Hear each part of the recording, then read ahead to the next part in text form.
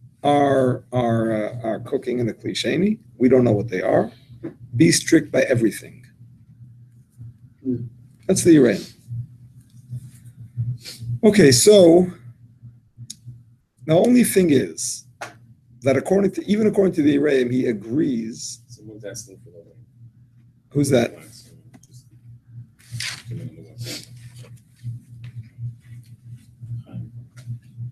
Chaim, who's Chaim?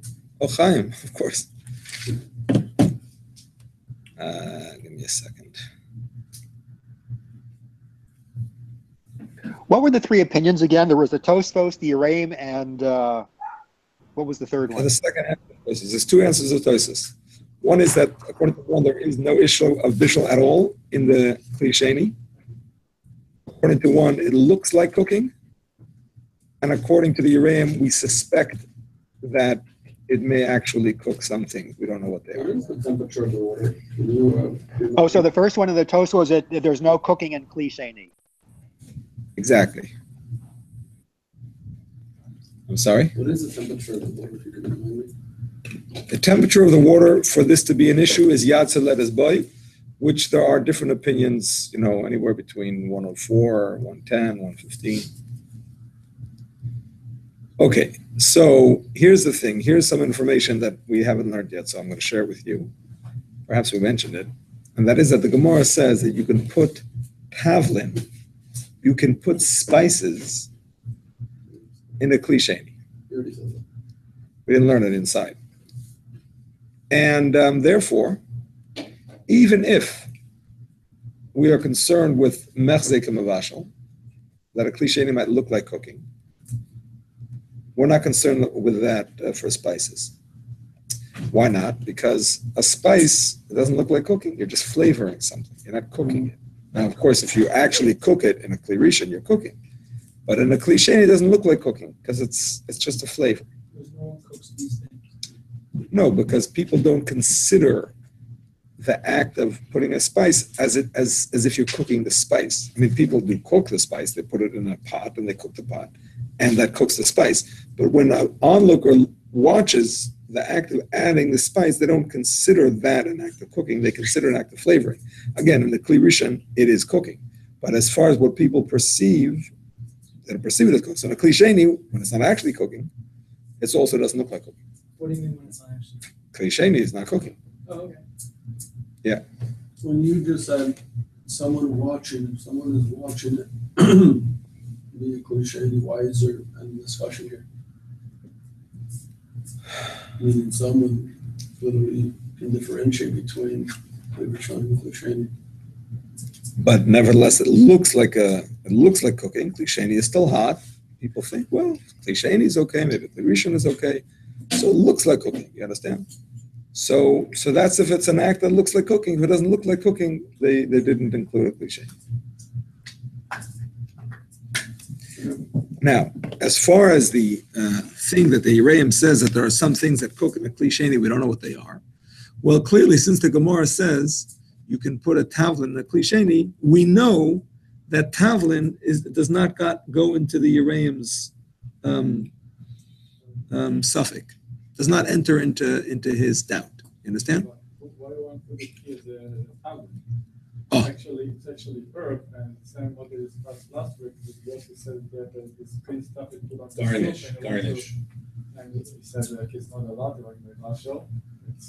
Wow. It's herbs basically. Once that was a kli rishon. That was a kli rishon. Yossi's question was a kli rishon. You cannot cook even a tavlin in a kli rishon. Serving bowl, I said that don't mix it. But anyways, basically. No. His question was in the pot. His question was in the pot. From the pot, he was going to put it in the bowl. That's already something else. The question was in the pot. And that is definitely an issue. A tavlin is definitely an issue, even in a kli rishon. Why you put it otherwise tavlin? Oh, so how do you define a tavlin? Rabbi Farkash has 3 definitions of a tavlin.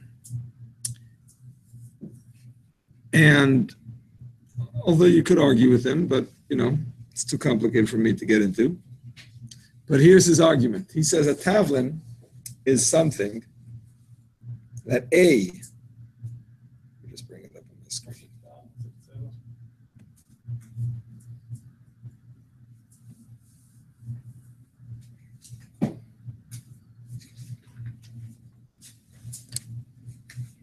Here's how he defines it. First of all, the purpose is to give taste to something else. Another way of defining it is if you could use it again, you would. On the same top shelf? The same time. You already used it on a different top shelf. If you could use it again for a different top shelf, you would. Which people use a tea bag for another top shelf. And as far as the first one is concerned, the purpose is to give taste. That's the purpose. And the third one, he says, is that the main objective is not to eat it. That's definitely the case. Nobody eats the tea leaves. So he wants to argue that it should be like a tavlin. Would that also be condiments like mustard and ketchup? Yeah, I think so. How do you use something? I think so. How do you use it again? Like a tea bag. You just ask for ketchup. You use ketchup, it's gone. Right. You're using more of it, new of it. Yeah, it's true. The first and last ones, it would seem, although maybe you do want to eat the ketchup. Maybe that is part of it too. Not sure. I'm not sure about the ketchup. Not sure about it. Maybe not. And do you need all three of these or any one of them? I believe he says you need all three. Now, by his definition, a tea bag is a tavlin. However, when I asked, yes, when I asked somebody, I don't remember if it was Rabbi Klein from Bnei Brak or maybe it was Rabbi Rychik from LA, he gave me an interesting counter argument. He said that anything that is the main ingredient cannot be considered a tavlin. The main ingredient of tea is tea. Your objective is to drink tea. I mean, of course, you can't just drink the leaves. I mean, you need the water, but your main objective is the flavor of the tea. So therefore, you cannot say that it's a flavoring of something else. This is what you want. So that is a counter argument to Rabbi Farkash's argument. Okay, so in practice, now that we've given you the arguments back and forth, you could argue back and forth. In practice, the Mishnah Berurah says, here's what you should do. One option, he says, is to cook the leaves before Shabbos. Now, obviously, he wasn't talking about tea bags. He was talking about actual tea leaves, and you put it in a little pot and you cook it. Banana? No, No, that's different. no, I'm just telling you what he's talking about. You don't cook a tea bag. I mean, maybe you do, but in a pot, cook a tea bag in a pot. I've never. No, they put in a dispenser, a whole bunch of them. What's for a lot? Okay, that's not what he's talking about. Rabbi, First option, he talks about cooking it in a pot. You understand? Not pouring on it. That's another thing. You're saying pouring on it. That's another thing. We'll talk about that. He's talking about taking the leaves, putting in a little pot, and cooking them. And then you can take the leaves out, and if they're dry, you can now pour on them from a kli rishon. You can even put them into a kli rishon sofa fat because they've already been cooked. Ein bishul chamesh. You wouldn't be cooking the water again? No, I'm talking about not the water, just the leaves. Take the leaves out, dry them, and just use the leaves. They've already been cooked. but it's not Option best number one. anymore, Rabbi. But that seems to be the most common sense anyway. Well, there's other options. There's other Why can't options. you cook them again? There's no bishul after bishul. Yeah, they're really cool. Yeah, but we still steep it again and again and again. Yeah, but That's no problem. But once it's cooked, it doesn't make a difference. It's no problem. Once something is cooked, no matter how many times you steep it, you do whatever you want with it. Not on the fire, obviously, off the fire. So another, So you could pour, yeah. you could pour on it. This is more practical for us with tea bags. You could pour on it from a kli rishon. However, he says, because when you pour on it from a kli rishon, it only cooks a kedei klipa. So you should basically move it around as you're pouring on it to make sure that the kedei klipa gets all around. And then you could pour on it again if it's dry. Not so practical. How's it going to dry and how you going to, whatever. But that's an idea he mentions. But of course, he also mentions the most common thing, which is the minhag, basically to make a tea essence. Basically pour hot water onto the tea bags, concentrated, and then you have the water that you can use to flavor the hot water. Yes, Why you make 4 shots. make a kli shlishi ונגמר הסיפור?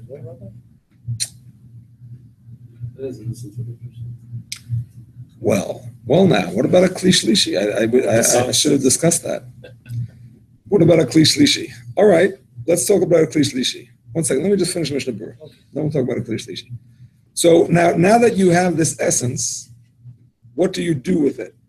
You pour onto it from a kli rishon, or do you put it into a kli sheni? The essence is already cooked. You're adding it. It's like you're adding The essence milk considered- to a But it's coffee. lach, and it's cold. It's like you're adding when you're putting the milk to a coffee. The way you put the essence on the hot water. In a kli sheni, or you pour onto it from a kli rishon? Cliche or not. Well, I'm just asking what to do. Not depends, what to do. Why does it matter? Because we're Jewish. Add it after the No, water. I'm saying. Add it to the water. Well, isn't it like spices now, where you can put it into a cliche because you're You're not spices. I mean, you're going to drink it. I know. No. Red liquid is always a cliche. Yeah. Concentrated liquid, you can put in a cliche. It is a cliche. It is not a cliche. It's cold. You put it Cliche. on the fire initially. No. Cliche is hot water that you transfer into a cup. Yeah. That's a cliche. Cold essence. But that's how you make Cold. the concentrate. Cold essence is not a cliche because it's not hot. It's cold. But if The you- point is that now you're heating it, and we're discussing how to heat it. Do you heat it by pouring on it from a kli rishon, Yeah. or do you heat it by putting it into a cliche? But even when you pour it from a food rishon, it becomes still a cliche in air because you're still transferring it into a secondary cup. And then you said that the water that was on the bottom. Let's understand. took precedence. Let's understand. This is the essence, and you're pouring into it. This is the urn. You're opening the urn, and the hot water is coming down onto it. It's still a cliche. No, you're pouring from a kli rishon. Okay, so regardless. Are you allowed to pour from a kli rishon You said that onto liquids? You said that the liquid on the bottom took precedence. Whatever the bottom was, is what it was. No. When you pour from a kli rishon, it cooks a peel's depth. So you shouldn't. Although we are going to see that there are opinions that the whole concept of cooling of cooking a peel's depth does not apply to liquids. There is an opinion that says that, but it's better to be strict and not pour into it from a kli rishon, rather to put it into a kli sheni, which means put it into a kli sheni means you pour from the urn into a cup, then you have the hot water in this cup. This is the kli sheni. This is not a kli sheni because it's cold. The whole concept of kli sheni is hot water in the second cup. You pour from the essence into the kli sheni. Okay? That's the Mishnah Berurah's suggestion. And then why does that not look like cooking? You don't have to. You don't have to. Although, I'm sorry? Yeah, but it's still young to lettuce. You could pour onto it from a kli sheni too. Same It still thing. has the power to Same cook. thing. Technically. One thing at a time. Is there a reason to be machmer with a kli shlishi instead of a kli sheni? Yes. So what if Yas let us go? Yas let us in a kli shlishi too. So then what are you doing in a kli shlishi for? What does that help you? If you say Yas let us go is a problem, then kli shlishi is a problem too. The answer is there is some room to be machmer. If you want to be machmer, there's some room to be machmer in a kli sheni because a very hot kli sheni. The Chai Adam says there's a concept of yad nichlis by. Yad saleres by means you can't put your hand in it. Yad nichlis by means your hand would burn in it. The Chai Adam brings that opinion that says that maybe that's like a kli rishon. Okay, so if you want to be strict, b'vakasha, there is room to be strict in the kli shlishi. In answer to your question about cooking, you're saying why isn't it cooking in the kli sheni? Is that your question? So the answer is that you're allowed to heat liquids in a kli sheni, according to all opinions. In other words, even though we say that kli sheni looks like cooking, and a kli sheni cooks some things, that does not apply to liquids. Because liquids, that it doesn't cook, it like just mixes. And as far as actual cooking, the Gemara says, one of the examples of things that are allowed in the Klisheni, the Gemara says that Rebbe was bathing once, and the person who was attending to him wanted to heat up the oil that he wanted to, smear on him, whatever. And Rebbe said, put it in a Klisheni, and heat it up in a Klisheni. So we learn from there that liquids can be heated in a Klisheni. So that's what it is. Because Rabbi mentioned the water is mixing together. It's not like a piece of meat or something. Right, exactly. Okay. We continue and we say,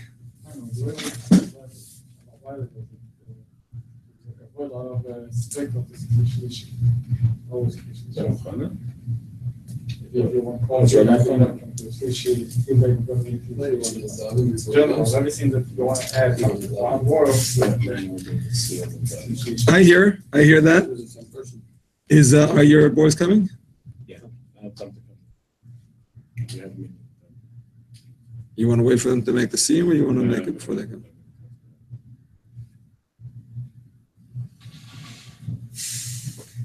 The blessings, the seal. Okay. So,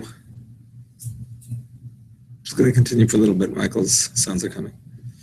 Okay, so the question was asked, what about making tea in a kli shlishi? So I actually read about it in the Yalkut Yosef, and he brings the possibility that maybe it should be forbidden as a kale habishal, and kale habishal perhaps applies even in a kli shlishi. Things that we know for a fact that cook in a kli shlishi. The whole point of kale habishal is that we break all the rules and we say, so what if a kli sheni doesn't cook? Kale habishal cooks. So what if pouring from a kli sheni doesn't cook? Kale habishal cooks. So therefore, if we see that it cooks even in a kli shlishi, we would have to be strict. However, he says that we don't know for a fact that it cooks. Again, because the fact that the flavors mix doesn't mean that it cooks, because it happens in cold water too. The fact that the color changes, also, that's not itself a proof. And therefore, since in general the poskim permit a kli shlishi, again, that is a machlokes. Just to be clear, the Yereim is strict on a kli shlishi, but many poskim say that we're machmir like the Yereim in a kli sheni.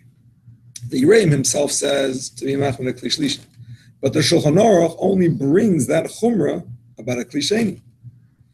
And the Alter Rebbe also only brings about a kli sheni. And in fact, I think we mentioned this last week, the Magen Avram in Hilchos Pesach, because there it's also relevant to know, if you find a kernel of wheat in a chicken, right, and it was heated on Pesach, so it becomes forbidden, even b'mashu, even a small amount. But the point is, what if it was not heated in a kli rishon? What if it's a kli sheni? What if it was in a pouring from a kli sheni?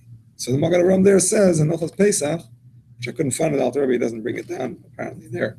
If you pour on it from a kli sheni, it's the same as a kli shlishi, meaning to say it's no problem. So the Pri Megadim brings that down over here, and he says kli shlishi is no problem. So based on that, Bavadia is megal with tea, just a regular tea bag in a kli shlishi. But again, there is room to be machmir. Person wants to say maybe it is kale habishal, and the Yereim is strict in a kli shlishi. There is room to be machmir for that too. To do what? No, to not do it, to only use essence, and not to do it in a kli shlishi. Kli shlishi would be pouring from the urn to the first cup.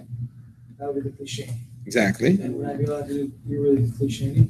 Either from kli sheni is the same as a kli shlishi. That's what the Magen Avram Pour it says. into a cup, have the other cup. Pretty much you have to have a cup in between. Yes, exactly. The third cup has the second cup has the tea bag, pour it, and that water goes into the tea bag. Exactly. Rabbi, my question is, if if you pour from the, this is kli sheni, right? So Yeah. You gotta put kli sheni, and you put it in a kli shlishi. So Yeah. this is the kli shlishi. Exactly. That's kli shlishi. Now this is so this is called kli sheni or kli shlishi? Shlishi. This is Rishon. This is the This is urn. sheni. That's Sheni. This That's Shlishi. Shlishi. Shlishi. If you pour this shlishi, this out, you're allowed to put this back. It's called Revi. No, yeah, it's Revi, but it doesn't make a difference. Exactly. Shlishi and Revi doesn't make a difference. In other words, if you hold like the Yereim that you're machmin a shlishi, you'll be machmin a clear Revi too. As long as it's yatsa lettuce by, the Yereim would be strict. It's yeah. So that is boy is no good. If you want to be machmin like the Yereim, yes. But even according to the Ram, it would be non-yatsa. Non-yatsa lettuce by is no problem, according to everybody. Non-yatsa lettuce by is okay. That's the same as cold, halachically speaking. The soups that are dried out and you put ramen and you add like hot water. Is that So I came across in Rabbi Farkash's Sefer that the powdered soups are already cooked, and he says the vegetables in them are generally also cooked. He doesn't discuss noodles, so I simply don't know. But he says that the powders and the freeze-dried vegetables are generally already cooked. So if you find out and the noodles are also, then it would be fine.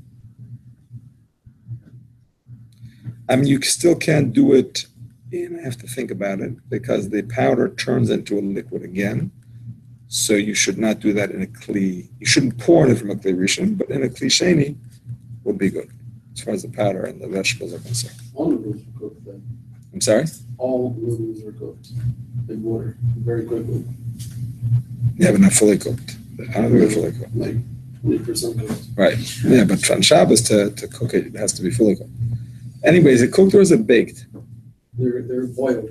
Boiled? You take it, you knead the dough, you cut it however you want it, Uh-huh. put it in the boiling water, and you take it out really quickly. Uh-huh.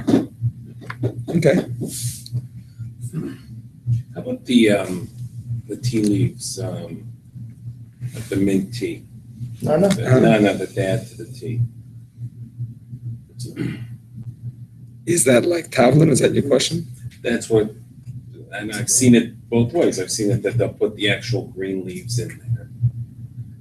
But the tea's already cooked. It would seem to be a tavlin. It would seem to be a spice. Nobody wants Even to though eat it's fresh, because I've seen mint. it also dried out. No, but even if it's fresh, nobody actually wants to eat the mint. You want the flavor of it. So a tavlin should be permissible in a kli sheni. So to continue with the cold concentrate, what do you mix that water as well? In a kli sheni. That means pour it from the urn into a cup, and then Cook it. kli sheni doesn't cook liquids.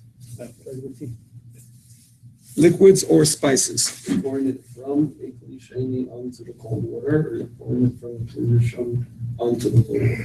No, never, not from the kli rishon.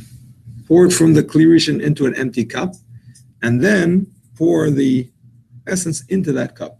Or you could pour from the hot cup into a third cup onto the essence. Either one makes it. Either one is fine. All right. Sons, They're on their way. on the way. It's, I'm sorry? Something is coming. I like the water on it. You don't like the What do you mean by marasek? Like what? because it's becoming push, the powder become like solid. Now when you put it with food, it become numbers, like, you know, breaking into pieces. Like molasses. What's marasek? What malacha is marasek? Well, what do you mean? Like moiled? Is that what you mean? Like breaking ice or something like that. Moiled. You're talking about moiled. It's stuff that you're talking about. Talk about moiled. It's actually a big question. It's actually a big question. I think somebody brought it up last week also. It's a big question. What is the heter to pour hot water onto coffee or onto sugar? I'm talking about instant coffee or sugar that melts as soon as you pour the water onto it. Why is that not considered like you are moided, like you are creating something new? Which you're not allowed to squeeze ice. Everybody agrees you're not allowed to squeeze ice into water, right? Putting ice into a cup and allowing it to melt is a machlokes. Machlokes Rishonim, Chaber is lenient, Rama is strict. But squeezing ice, actively turning ice into water, is definitely forbidden. It's considered moiled. Moiled or mashkin shesava, whatever the reason is, but it's forbidden. So they say, why should this not be the same thing? When, as you pour it on, it immediately turns into a liquid. Salt is the same thing. And there's machlokes about salt, but most will be passing that you're allowed to put salt. Right. And even the machlokes is only because of Bishul. Yeah. Nobody mentions the possibility that it could be, that it should be usher anyway because of moiled. The coffee, the process already before became. Absolutely. It was baked and That's one of cooked the terms about and salt. freeze dried. That's one of the terms of salt.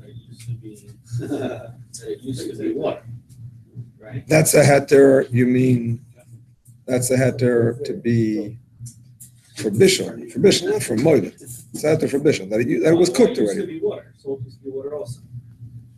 It comes from the ocean and it was once in the water and then it was made into a solid later. And then Ice it was back also to- that way. What? Ice was also that way. Yeah, but ice is not Bishul. It also comes with it. Okay. I was just gonna say that, I mean, it's up and down, I mean, it goes in the clouds, it evaporates. I mean, ice, the fact that it was cooked, but the fact that it was water, does it say that that's a reason to be making Are we talking moiled? about- I don't remember that. So, I remember. Rabbi, Not sure. I'm talking about, I have a kos sheni. Anyway, not all salt was water. I mean, depends which salt. I mean, the sea salt is mineral salt. So. I think we discussed this about washing your hands with salt, using salt to rub. Yes. And there was a scar that it used to be water. I mean, there is salt in water. I don't know why it doesn't apply to ice. I remember the discussion, but I don't remember. I remember the maskana of that. If it's more than 8.4 pH, it's more than what our bodies need, so then it would be an excessive amount of salt. Therefore, what? That there's more, the higher level of salinity in water. There's Okay. salinity in everything. Rabbi, Yes. if I have a hot water kos sheni, right? Pour one kos sheni, and the tea is too hot, I have to take a piece of ice and drop it inside. In a klisheni? Yeah. Liquids don't cook in a klisheni. Okay, so it is a big discussion, and I can't say I have a clarity on the reason why it's not moiled. This place it says this reason, this place it says the other reason, but and there are even places that are machmer. Honestly, there are places that are machmer, although I don't know how they answer the proof from salt, which seems like a clear proof. And the Alter Rebbe also, when he talks about sugar, he says not to pour onto it from a kli rishon, which is mashma, from a kli sheni would be okay. So he doesn't seem to be concerned about the moiled, just about the cooking. So, I mean, the argument is made, maybe it's not a direct action, maybe it's only indirect, right? Which is not so clear because you see with your eyes, as soon as you pour it, it becomes liquid. It's not like there's any kind of delay. So it's not clear. But most of the poskim say that it's okay. What was one of the reasons? That's the only reason that it made some sense to me. That when you, it's not considered direct. It's considered to be, Is it medium? no, that it's not considered direct. It's considered like only a cause. That's one argument. I saw another argument that it doesn't look like moiled because it immediately becomes one with the water. It doesn't stay separate at all. You understand? So therefore, it's like when you squeeze it into water, there are material.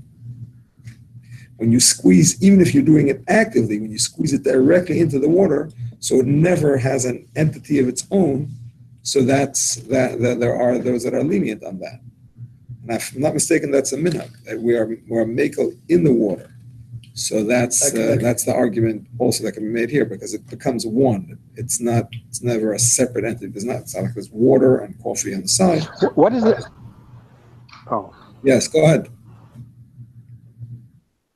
No, what was the case we're talking about now? This is, just instant coffee, right? Instant coffee, we're not talking about the cooking aspect of it, but just the fact that you're turning the solid into a liquid, which is a separate issue of creating. When you turn a solid into a liquid, so we didn't learn about it yet in detail, but there is an issue with moiled. It's like creating something new, like a new entity.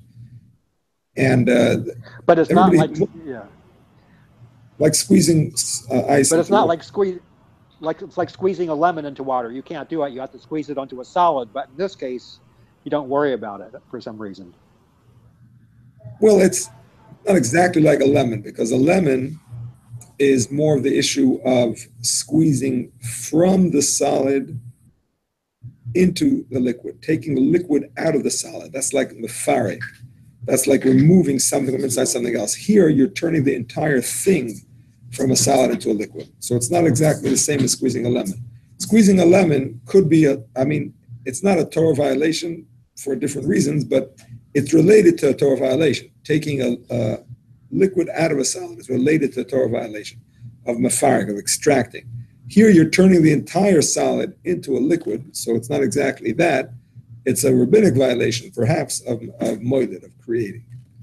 So instead to take the lemon to squeeze it, you can take a piece and drop it in the tea. That you could do. Oh, you mean in the klisheni? Yep.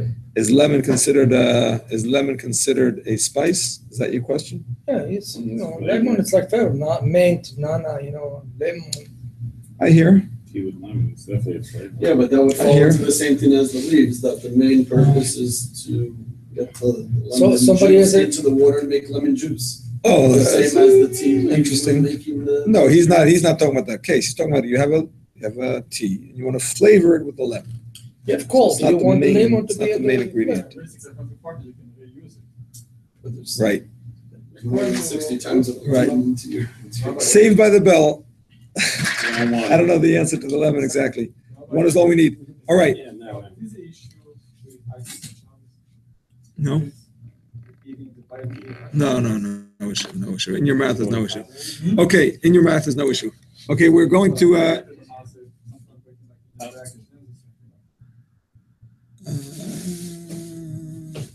I don't think it's an issue. I can't think about it right now, but I don't think it's an issue. Okay, we're going to stop now the shir. We're going to listen to the siyum. Those that are on the computer and want to watch the siyum live, I'm moving the computer over so you can hear and watch the siyum from Michael Ben-Shetrit. Is the class going to continue after Mariv, or is this the end of the class? Yes, it's a Shem. Can't shortchange you guys, Okay, so what time should I call back? What time should I call back? Like about a half hour? Stand for the siyum, and then after the siyum will be about 10 minutes from Mariv. Okay. Okay, so last week the Rebbe told me that a nice Masechet to do for tonight would be Masechet Tamid. Initially, he told me that the nice reason to do it is that it's only 8 daf, which is a bargain anytime doing a Masechet. But it was actually a very, very substantive Masechet. Don't let the 8 blot fool you. So Masechet Tamid is about the Korban Tamid, but it's a lot more than that. It is about the sequence of events that the Kohanim would go through from the moment they'd wake up, even sometimes before they'd wake up, depending on the situation, in the Beis HaMikdash, taking them through the day, and eventually leading up to the process of offering the Korban. As we know, the Korban Tamid was offered twice a day, in the morning and the afternoon. And in going through this Masechet, the 8 daf, although it's 8 daf, it's actually 7 prakim, which is right up there with many, many other Masechtas in Shas. It also has a style that is very different than a lot of Masechet. It's very descriptive. It's not very analytical, which again makes it a little bit of an easier read, so to speak. The other thing that's pretty interesting is, in addition to the descriptiveness, there's actually some interesting agarata that comes up in here. In fact, in the fourth parak, there is a whole conversation that goes on between the Zakenim and Alexander of Macedonia. There were many interesting questions that went back and forth. So it really had a bit of everything. I mean, it's really second to none, to any other Masechet in Shas. The last few prakim actually were straight Mishnahs, which almost seemed a little bit in the style where Shalmi was laid out, where you'd see Mishnah, Aleph, Beik, and the Gemara would actually lay them out. So again, all in all, it was a very interesting Masechet. It was a lot more substantive than I would have thought for 8 daf, and it ends in a very, very appropriate way given the time of the year that we are. So I will conclude with the last piece here in Masechet Tamid. So what it talks about is the every day the Levium would have a different song, a different shir. And it goes through the different days of the week, and it discusses the different shirs that they would do. So it says, Hashir Shayu HaLevim Omrim Mikadash, that these are the different shirs that they would, that the Levim do depending on the day. By on the first day of the week, Sunday. Lach haaretz u'meloa teva v'yeshua. Basically, that Hashem is the earth, the earth, and it's earth, and it's the completeness, and all the land that's inhabit, everyone that inhabits the land. Vishnei Yomrim, on the second day of the week, Yom Sheni, Gadol Hashem u'mechula me'od ba'ir Eloheinu ha'kodsho. Says, great is Hashem, and He is praised in the city of Hashem, in the Bihar of the holy mountains. Bashisha Yomrim, on the third day of the week, they would say, Elokim nitzav bedat el bekerev, Elokim yishpot. Hashem stands in front of the kahal, in front of the assembly, and in between all the other judges, He is the ultimate judge. He will judge. On the fourth day of the week, Yom Revi'i, Anakmot Hashem el Nakamot Opia. Hashem's vengeance, Hashem being the ultimate, His vengeance would appear. V'chamishi hayu omrim. On the fifth day of the week, they would sing a song about Harininu le'Elokim, Uzenu hariu le'Elokei Yaakov. They would sing happily to Hashem, and He would call out the Yaakov. Bashisha Yomrim, on the sixth day, on Yom Shishi, they would sing Hashem melech avot lavesh lavesh v'gomer. Hashem, He has reigned, and He has reigned with all of His splendor and His glory. Masechet ends by talking about Shabbat. Shabbat hayomrim, on Shabbat they would say Mizmor Shir Yom HaShabbat. This is a song especially for the day of Shabbat.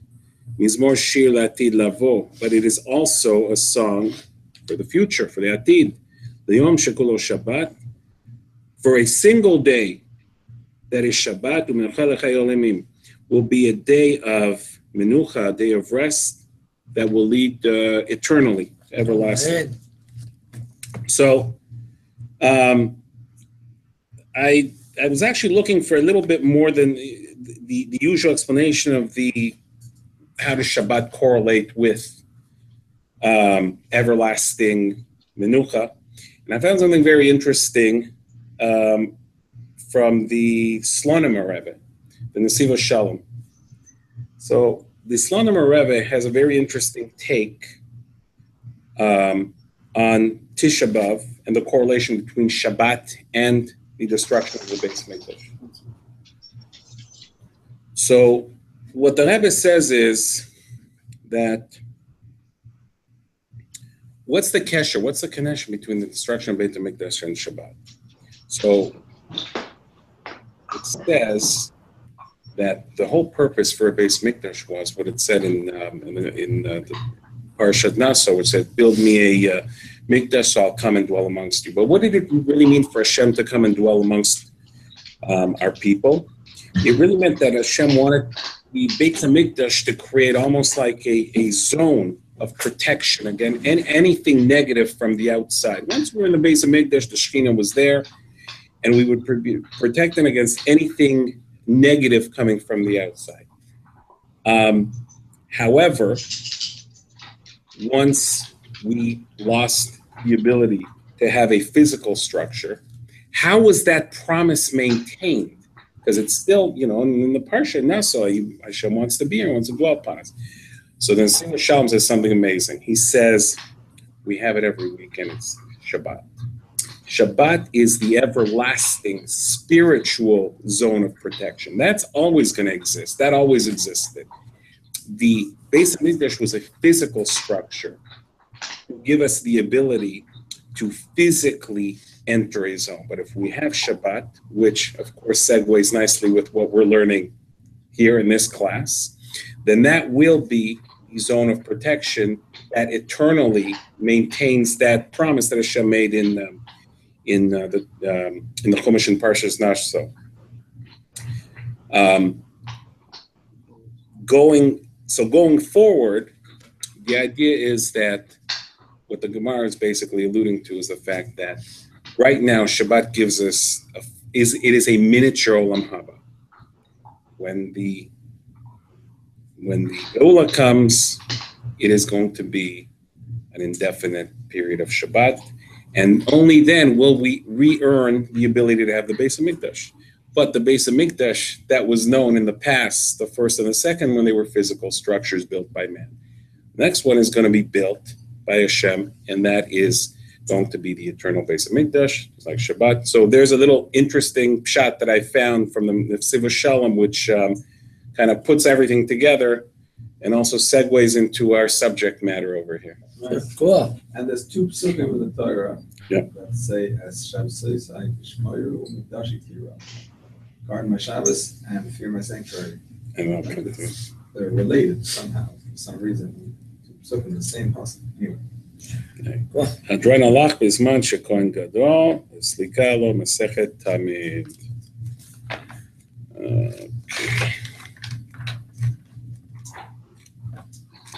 On the next page? No, it's chopped up in here because Hadron alach masechet midot, masechet tamid. בדרך כלל דעתן הלכת, ודעתן הלך לא מינם מסכת תמיד, ולא תנתן זמינן לא בעמה הדין ולא בעמדת, יהי רצונו לפניכם אלינו ורעבותינו, שתהיה תורתנו אמונתנו בעולם הזה, ותהיה אמן על עולם הבא, חני נא בר פפא, רמי בר פפא, נחמן בר פפא, רחם בר פפא, אבא מדועים בר פפא, רברם בר פפא, רביד בר מזרחם בר פפא, עוד בר פפא, דרו בר פפא, ערב נא אדוני אלוהינו, דברי תורתך, בידינו להיות מערכם עמכם בית יצרני, וכולם הארץ ונצחנו, ואמרכם בית צורתני, דשבחלון דם תורתך, ישמעו עליהם תחתים לצורת כאילו למה, לא יהיה לוי תמים בחוקה למען לא תמרוש לעולם לא נשתנו, יבם ראיתם ברוך אתה אדוני, לומדי חוקי אמן אמן אמן ספרד מודים אנחנו ורעותינו ששם ולכם ישבים והדרש ולא שמת אותנו ושבת בתורה שאנו מסכימים והם מסכימים אנו מסכימים לדברי תורה והם מסכימים והם מאמינים ומובילים סחר והם מקבלים סחר אנו רצים והם רצים אנו רצים לחיי העולם הבא והם רצינו ונשאר שנים ואתה אלוהים תורתם לבאר שחדנו שתמיד יחצו מיכם ואבטחה הנה צומי וחננה אלינו כשנזנו נסייר מסכת תמיד כי תזרינו להתחיל, מזרעים מסוים, אחרים מסוים, נשמע לעשות נותן מכל דברי תלמוד הדברים בעבר, ואת כל הדברים ואומרים, זה שלא תמוד שהתורה מפי זרע וזרע וזרע, התורה מפי בין הדרנה ותעדרת הרזורת, ותשמור עליו וגזיר יתי סליחה, כי בירבות מהרבים סובל של החיים, אורך ימים, בידם לזמון על הזרעות, הנעזרים היתן, עלי ורחתמו בשלום. תודה מקדש שמר הבא. אמן. ואמה זהו עתיד לקרן, ומתאו עתיד העולמה, ולגן תארים כניסו, ובאו תאר פרקנה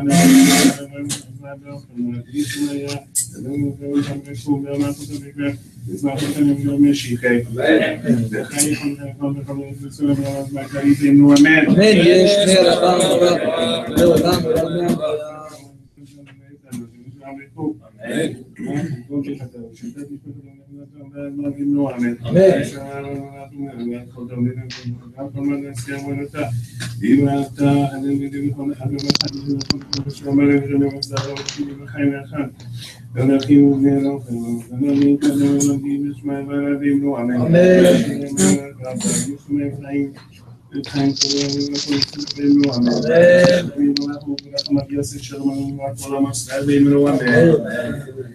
today was the outside of the slaughter. Oh, nice. Mazel tov. Lovely and Yerushalmi. Stay for. All right. We're meaning.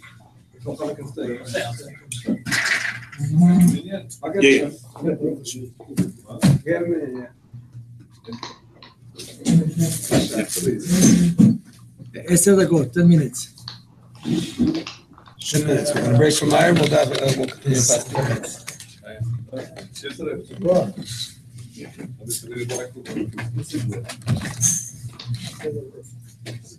בבקשה.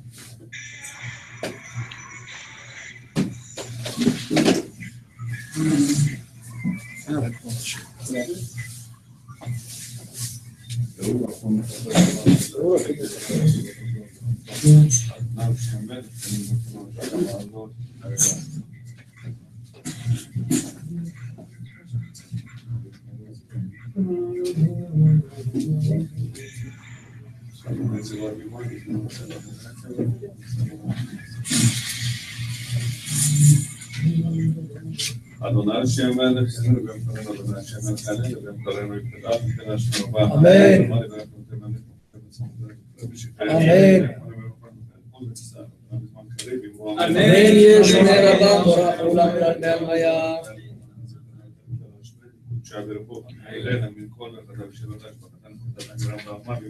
אמן. ברוך אדוני ברך עולם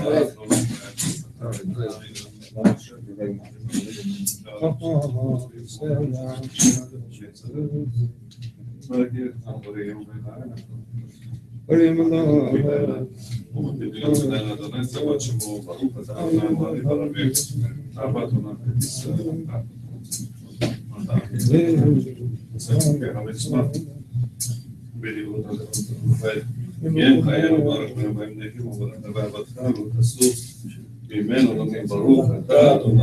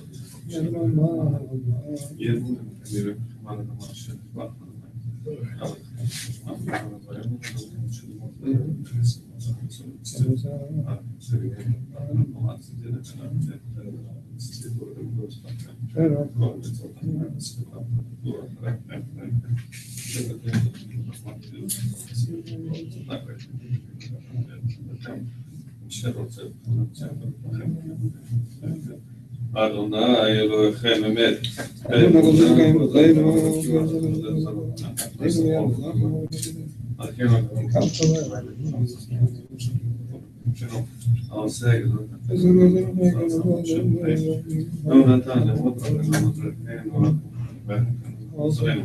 האל עושה מטרות, לא מותנים לנו כמה מרכיבים, לא יוצאנו מסוים, מעביר בנה בגזרי ים סוף, ורוב הנקודות, חיכו בו זה לשמוע מותו ברצון, קיבלו עיניים מושב נסה לך משרה, ששמחה רבה, ואמרו כולם, בי חמוך הבעלים אדוני, וכמוך שמרתי לו פרק, מלכות הרוב החופתם לפני משה, זה אלי אדוני רוב, אדוני ימלוך כל המלך, מלכות אדוני יעקב. כמה מיד חזק ממנו, ברוך אתה, אדוני גאל ישראל, השמידנו אבינו שלום. שלום. ותגנן בסוף המלא, אבל שלום אדוני, נזכר שם לחמיים, קודם ועשם אדוני נביר, ותגנן לאדוני, נעשם סרטן שמות צדקנו, קודם חיים תנו שלום אחר אדוני, כי אל שומרנו, חסידנו אתה, ברוך אתה, אדוני, שומר את עמו ישראל, גדל והתגדל, שמר הבא, אני בלך נודה ואני מוכתב עצמם, וקרב יקרא משיחם, אני יכול ואני יכול ותסיים, וגדל בזמן קריב, אמרו אמן. נעשה ותדע ותדע ותדע השמן, שעה ברקום, כן, אפילו כל, ואתה וישירתה, ואתה במקום תדע ואמרי.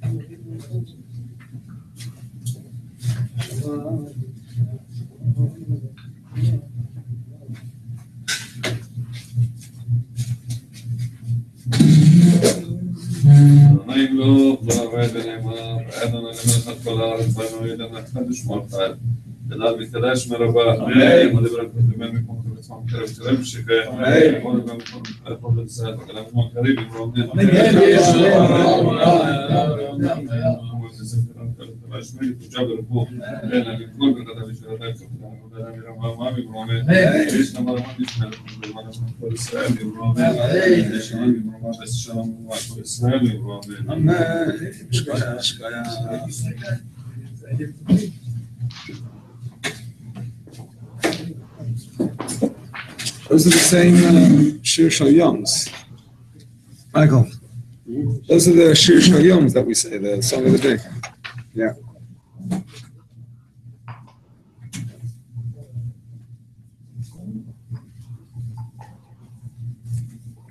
Seventh inning stretch. Yep. That was it.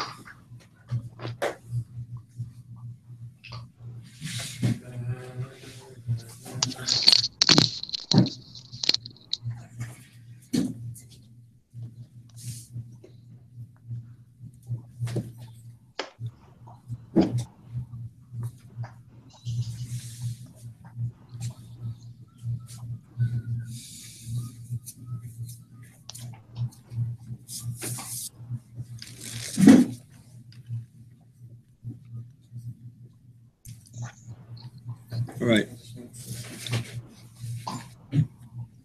Okay.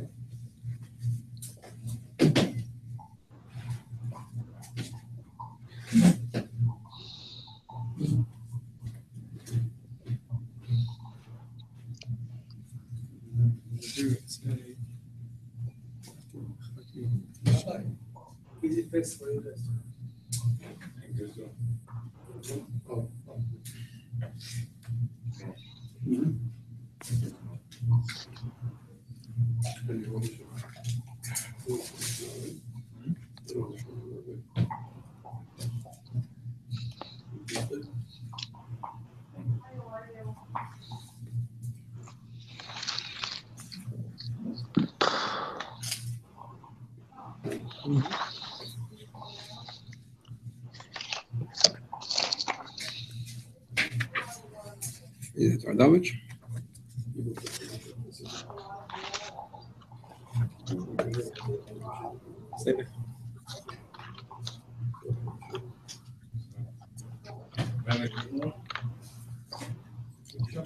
If Mashiach comes, you don't need me. After the fast, too much going on.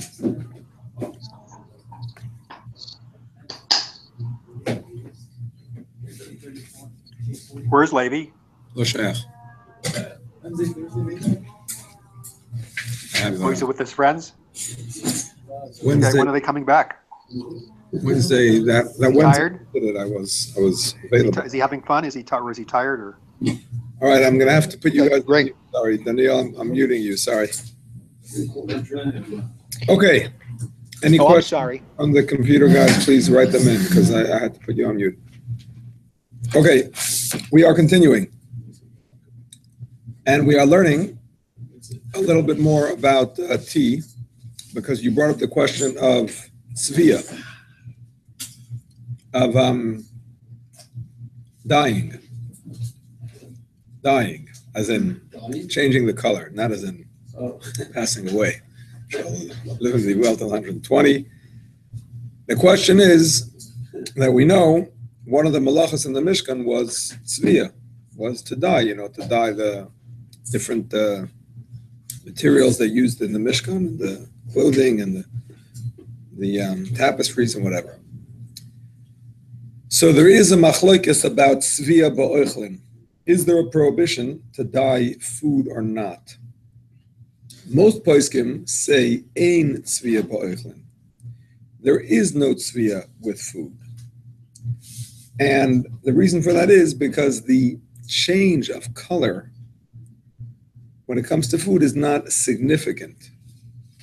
The change of color when it comes to something else, clothing, walls of your house, or whatever, those are things that are significant. Food, this color, that color, yeah. I mean, of course, people like the colors. I mean, especially, the women in the kitchen, it has to look just so. But it's a secondary part. The main thing is the taste and the way, texture, whatever. And the flavor, I mean, the color is a very side point. So therefore, it's not significant, and therefore it's mutter. Now, I do want to point out, yep. Yeah. The tea is not edible. Yeah, but you're not dyeing the tea, you're dyeing the water. You're not dyeing the tea. The tea is the same, it's the water. What's the oichel? The water. That's what you're changing. You're not changing the color of the tea.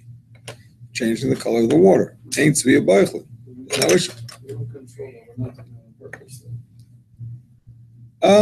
Maybe you are, maybe you're not. I mean, with tea, you're definitely not. That's not your intent. You're asking a different question. You're asking, what if you are specifically coloring it for the purpose of changing the color? Here, you're not. It's a secondary thing.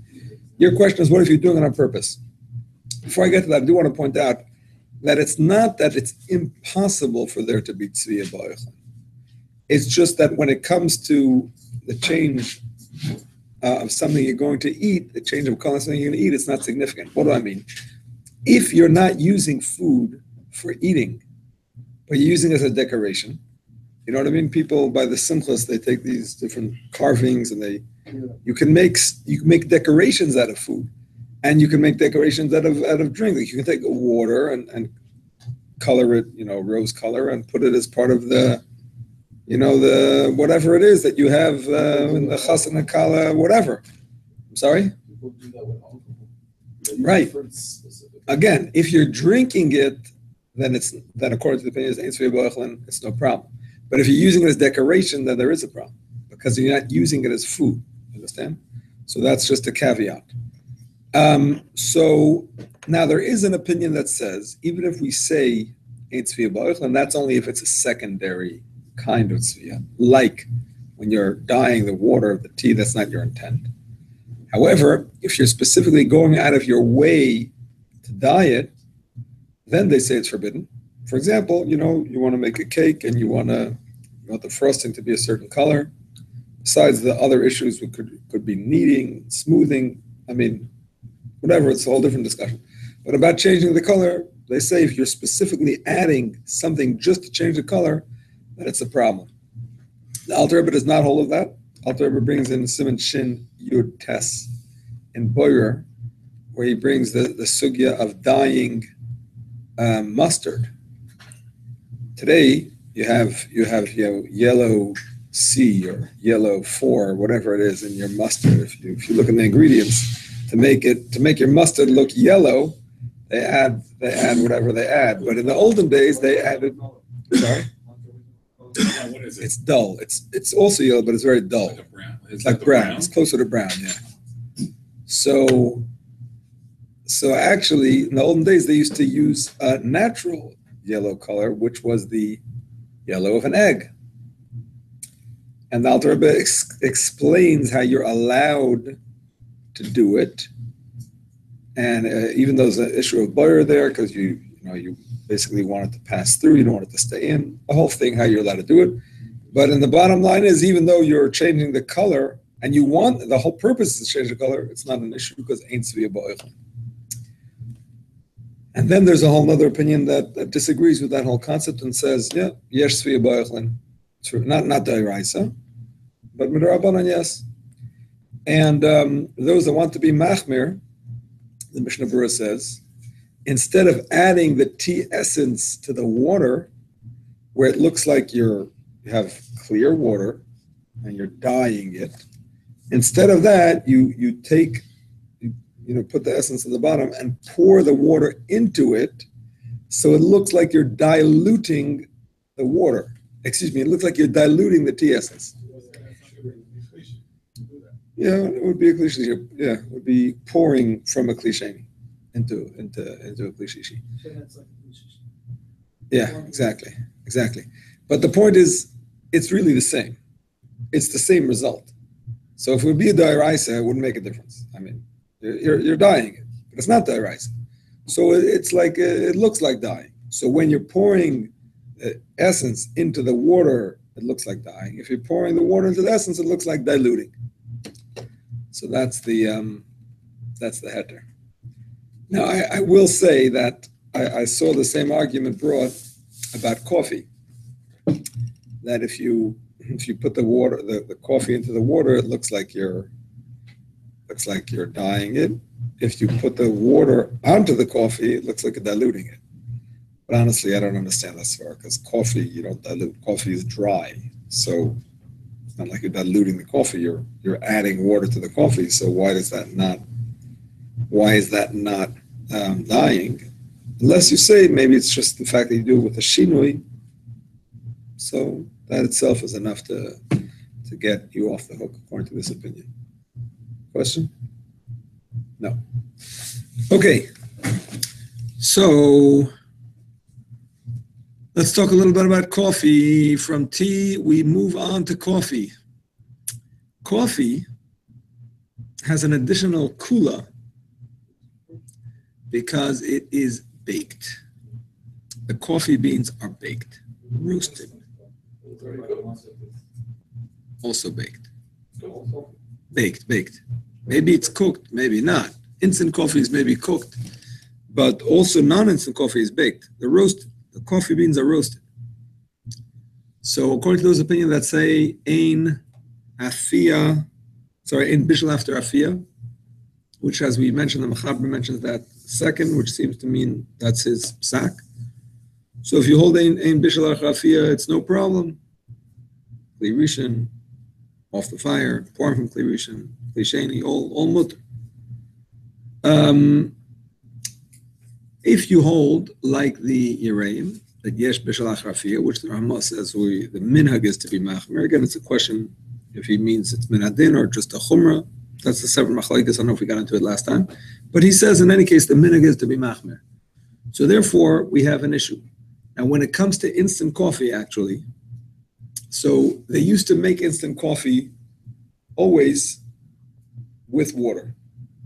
They used to make it with, first dry the beans, roast the beans, and then chop them up, and then mix it with water, and then dry it out again. So it was basically already cooked. Not mixed with cold water, mixed with hot water. And then, so they had like a coffee essence, basically. They had like a thick, gooey coffee essence. And then they would dry it and freeze dry it, get out all the liquid, and there you have your instant coffee. And now they have a newer way of doing it, which does not involve cooking it. And honestly, despite my looking at several YouTube videos and trying to read up on it in the whatever articles came up, I couldn't grasp the second way of doing it and how they do it without heating, without there being hot water. But apparently there is another method which does not involve, hot water. I don't know. I honestly don't know. But anyway, again, if it's cooked.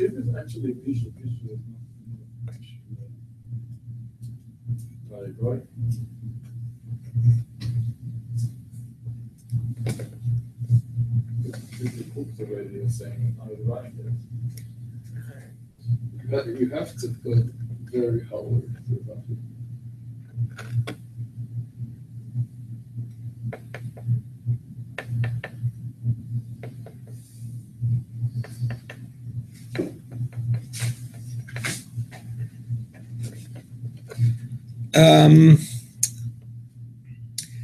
I don't know. I mean, because it's not edible at that stage. When they, you know, so I'm saying, even though they cook it, but they cook it in a very thick paste, you can't eat it then. So it doesn't really become edible till it's in your cup. So I don't think it's an issue with Bishul Akum. You understand? They didn't make it edible. They cooked it. So maybe it's a halachic cooking for the purpose of Shabbos, but for the purpose of Bishul Akum, it has to be a food that you eat. I mean, not only that, it has to be oila shulchan malacha. If you serve that to the king, you get in big trouble. It only becomes edible when you do it. So we're finishing off the cooking class. For the purpose of Bishul Akum, yeah. But for the purpose of Shabbos, it's cooked. And the reason it's not edible is just because it's a concentrate. Understand? So in terms of Bishul Akum, it's not edible. So it's not important. You know, the whole thing of Bishul Akum is you're gonna be friendly. You're gonna get together. This isn't something you eat at this stage. But in terms of Shabbos, even a very thick paste, if it's cooked, it's cooked. You know, it's different agdarot. So it would seem. You need an extra, right, for coffee? Perhaps the No, actually. No. If it's not flavored, they say you don't need a hechsher. If it's not flavored, That's what they say. wait, what? Unflavored coffee does not need a hechsher. What's unflavored coffee? Unflavored coffee is coffee without a flavor.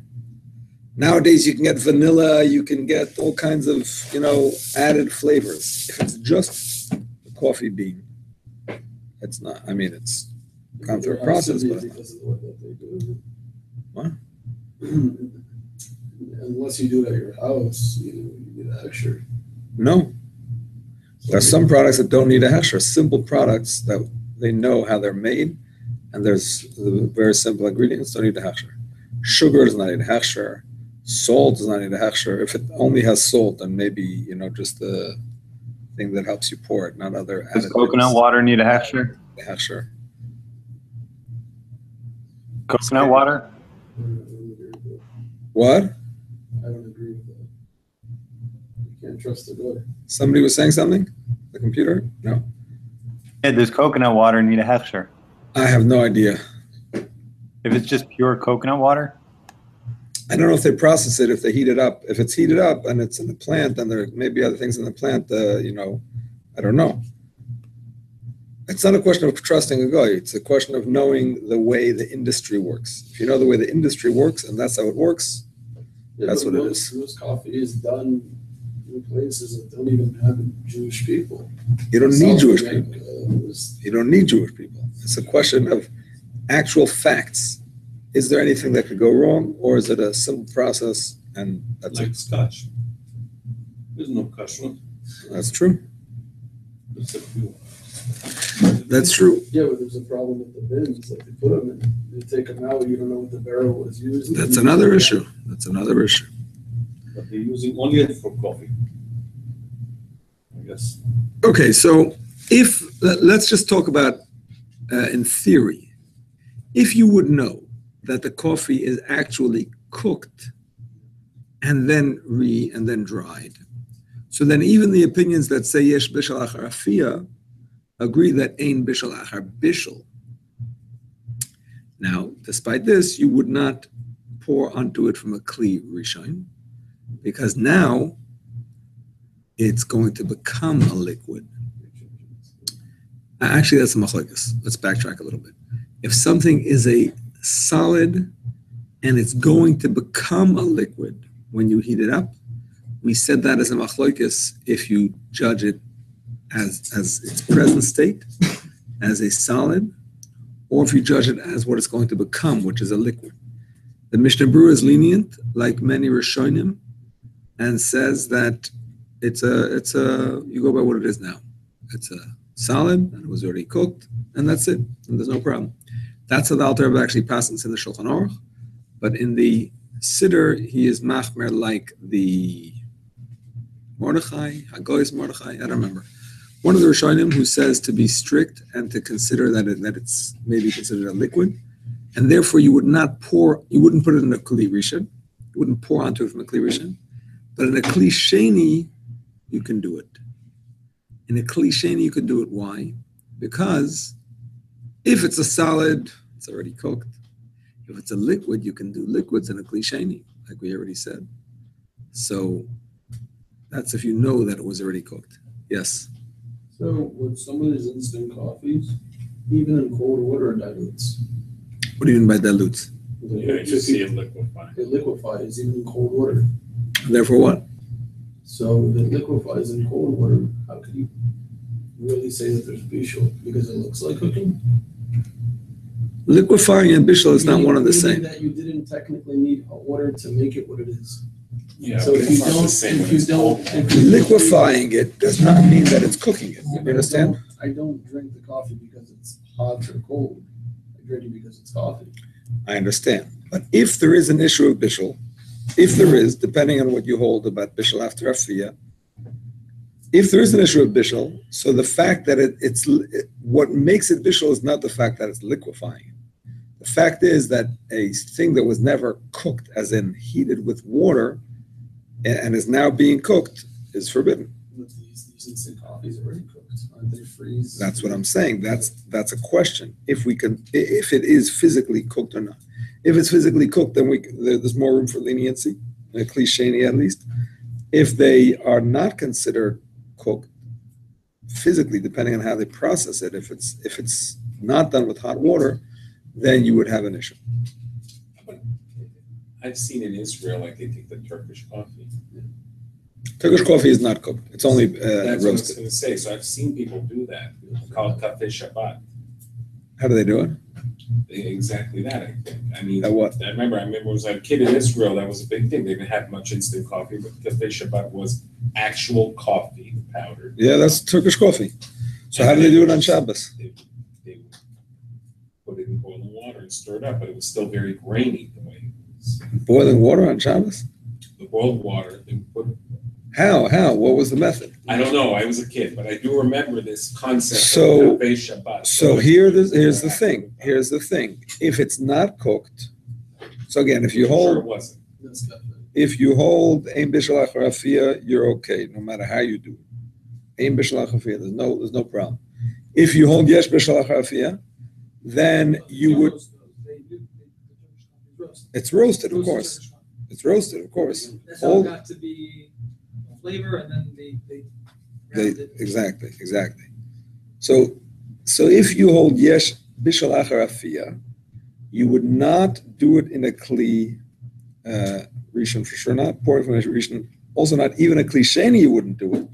Holding like the Yereim's Chumrah, and holding also like the Mefzik Mavashal, looks like cooking, it's the main ingredient. So you wouldn't do it in a Kli Sheni.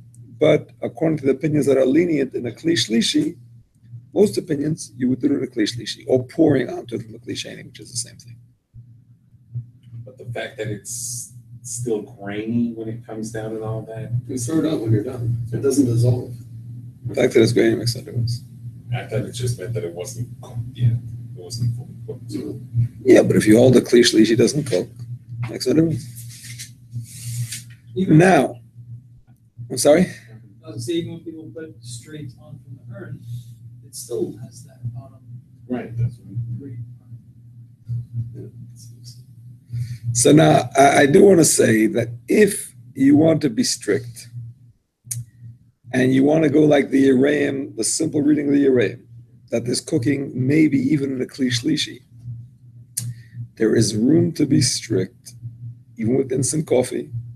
Again, if you don't know that it was cooked yet, and not even do it in a Kli Shlishi.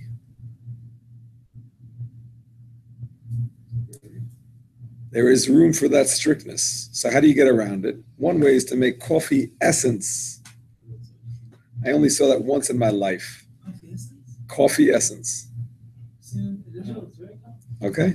I've only seen it once, Would but that be like cold brew or coffee essence in essence? Because it's concentrated? yeah, I guess you could call it So that. how would you make it? You just make a concentrated, concentrated coffee and mix it with the hot water, like the tea essence. Yes? Okay. Shabbos, you're supposed to have pleasure on Shabbos. So here is a eitzah I heard from Rav Deitch. If you want to make instant coffee on Shabbos and you want to fulfill all the chumras, here was his opinion. Here was his idea. Mix the instant coffee with the milk. Turn it into a liquid. Once it's a liquid, you can do a liquid in the klisheni. That's all. Cold milk. Cold milk with instant coffee. Cold milk with instant coffee. Stir it up till it's a liquid. So then you don't put milk in it. You use water. It's cold water. Turkish coffee is not going to work. It doesn't really become liquid. Turkish coffee is hot. It doesn't become liquid anyway. It stays in the bottom. Turkish coffee needs hot water. That's also true. Yeah, it's also true. All right, so we'll stop here. I'll just give you some things to think about for next week. We're going to talk about groma on Shabbos. Groma, causing a malacha without doing it directly. I'll talk about making cocoa, which we didn't get to this week. And then we'll continue in the Shulchan Aruch of Mitzvah Hashem. I actually had the handout for tonight, which I forgot to email out, but I'll email it later, so you'll have it for review. Mitzvah Hashem. All right, I'll see you all next week. Thank you. We are meeting Mitzvah Hashem in the Breslov Center, which is where? Really? Oh, great. If you can send out the address. What happened? Next Tuesday, there's a wedding here, and they're taking over the place. So we're City. going to do it there. Down the street. How about down the street? Okay, all the best. Have a meaningful fast, everybody, as they say. Should meet in Yerushalayim, Mitzvah Hashem. What about Mashiach?